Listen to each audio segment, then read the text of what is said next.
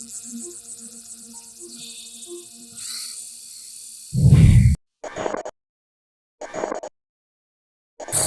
what's up? It's Kit. Time for another video. Today, we're gonna tie a high tie Clouser Minnow, and we're gonna be using bucktail.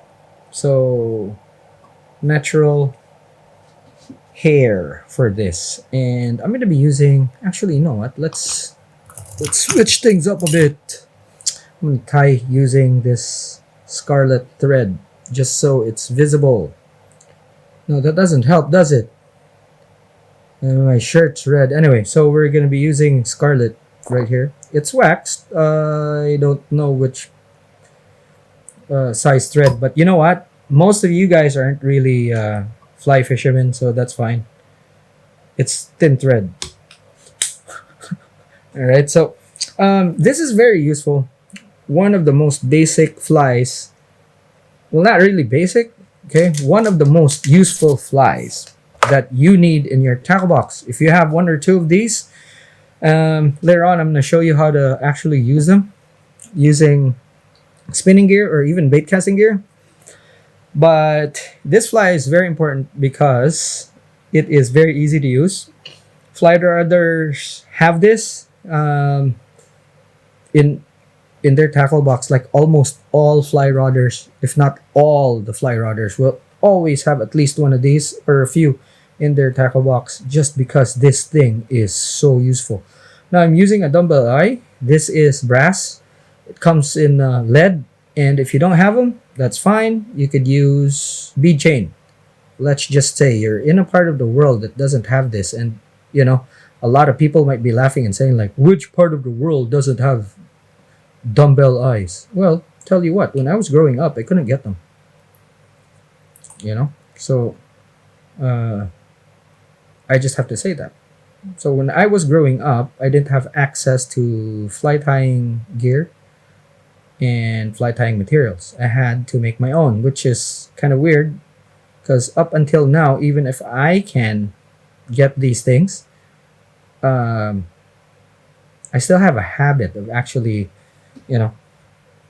finding material in weird places. So I get my feathers in a craft shop, or just go out and get some feathers for from some sort of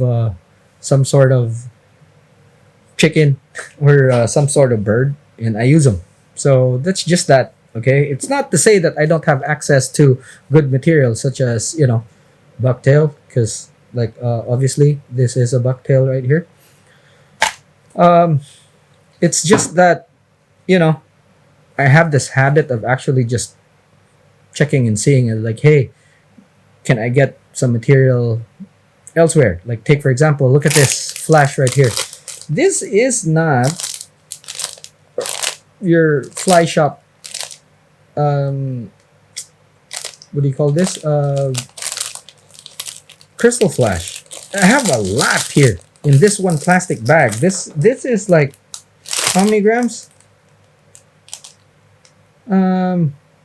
Geez, doesn't even say it, but there's a lot here. Okay, and you get them in small bundles in a fly shop. But I went to a craft shop. I saw this and I was like, whoa, that's crystal flash.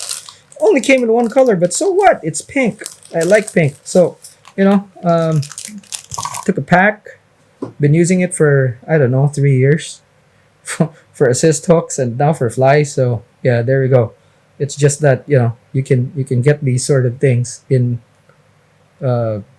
bookshops, craft shops, whatever. So works fine for me. All right. Anyway, so we're gonna get a bunch of bucktail. Now here's a trick. Especially on videos in YouTube, you'll find that they will put a huge clump of bucktail. And I'll tell you what, most of the time they're actually tying for views and they're not tying to catch fish. Or if they're doing that, then maybe that's what the fish in their area would bite. But if you want to tie flies that would actually work in a lot of areas, listen up. You want to tie them sparse. Okay, sparse means they look like they're malnourished. after you're done with them. And what we're doing here is actually just saving some bucktails, taking the shorter lengths and stacking them so that we get tips. They're long, and discard the fluffy stuff on the bottom, and you only need that much right there. Okay, or I only need that much right there, and that's all I'm gonna use. Normal Clouser minnows would be, the belly would be tied here. Okay, what we're gonna do is called a high tie Clouser minnow. That means that it's only going to be tied on the top portion right there, just like that. All right, all of the materials will be stacked on that top portion. Pretty sure this has been and there's other guys that have done this on YouTube, I think. um, I just don't see them, so we're making one. All right, so still in the process of actually trying to, okay, that's it. I'm good with that. Cut it. Okay, first measure. Okay, that's cool. Measure that. So yeah, it's kind of like tying a Clouser minnow with an eating disorder. That's what you want. So okay, you saw those two wraps. Okay, those two wraps will hold them in place on top like that. And when you bind them like so, they're not gonna go, you're gonna lose hair like that. It's fine. This is probably a middle-aged fly. It's about to lose hair and stuff, but there's still more right there. So you'll notice that I have all the hair bunched up on this side right here. All you have to do is just take a needle. This is called a bodkin. Take it, put it on the side right, or the middle right there, and then just brush things aside like that, and you will have beautifully parted hair, equal on both sides. And your thread, or sorry, your material is concentrated on the top of the hook, and nothing has actually gone astray down there, which is good. And then when you're putting flash, um, you know, but this is how many? This is 4. All right. So you do this. All right. Take it to the tip right there, and then secure it like so. So there's 8 strands, 4 on each side. All you have to do is just do that. Cut it a little bit longer than your tail right there. And as you can see, this is still like really thin. Okay. An equivalent of a supermodel that hasn't eaten in about 4 days. That's how they do it before the show. So you do that, and then take another bunch, like a teeny tiny bunch. Okay, again, think supermodel that has not eaten in 4 days before a show. And that's kind of sizing that you want, or the density of this. Take all the fluffy stuff off the bottom, and chartreuse. Okay, it shows up better in the camera, and in muddy water it shows up a lot also in the fish's vision. So we take that. Okay, you could cut it before, you could cut it after. It's really up to you. So those are loose wraps. I pull up and it'll stack up just on top right there. So once you have that, you could try this. As you can see, I also put it like just at the same length. All right.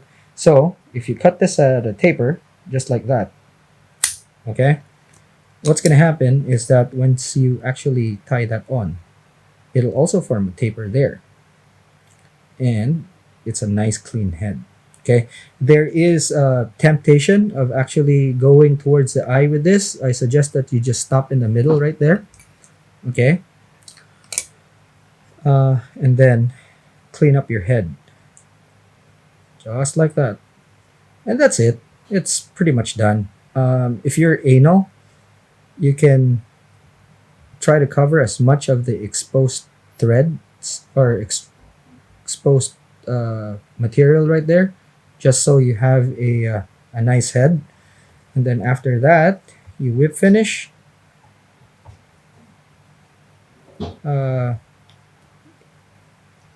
we double whip finish because we love redundancies. Unless you're actually working and then, that's the word you hear in your company, then no, you don't like it.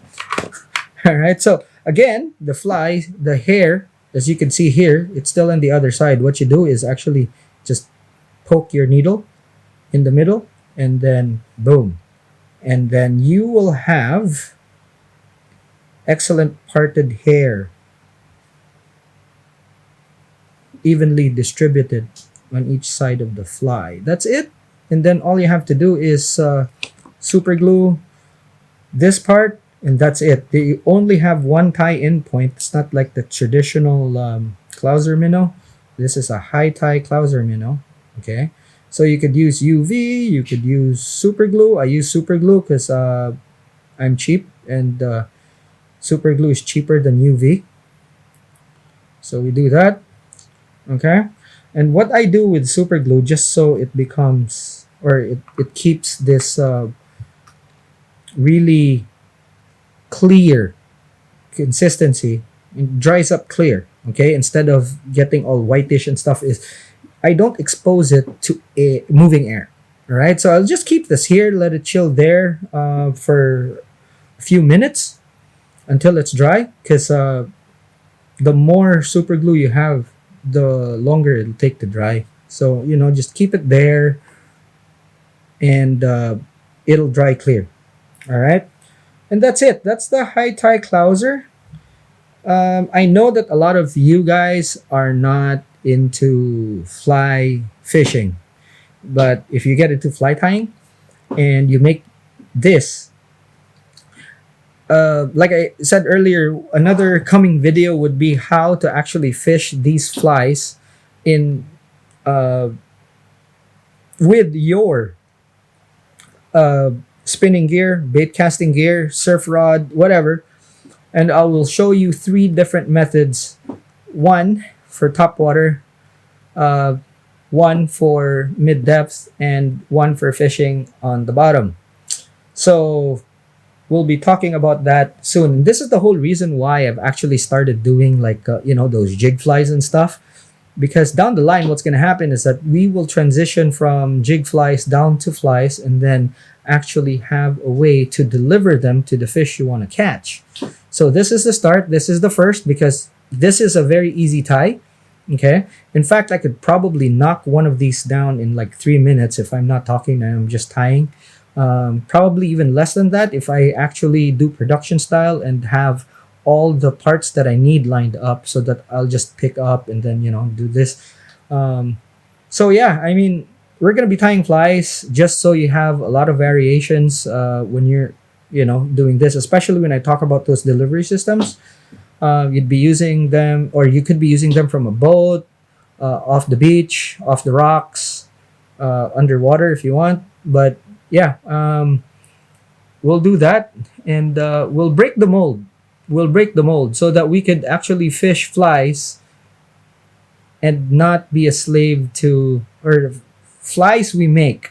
Okay, we could fish flies we make, target the fish that we want to catch, whatever fish it would be, and not be a slave to lures and soft plastics, or not be actually limited to those things, or not even bait.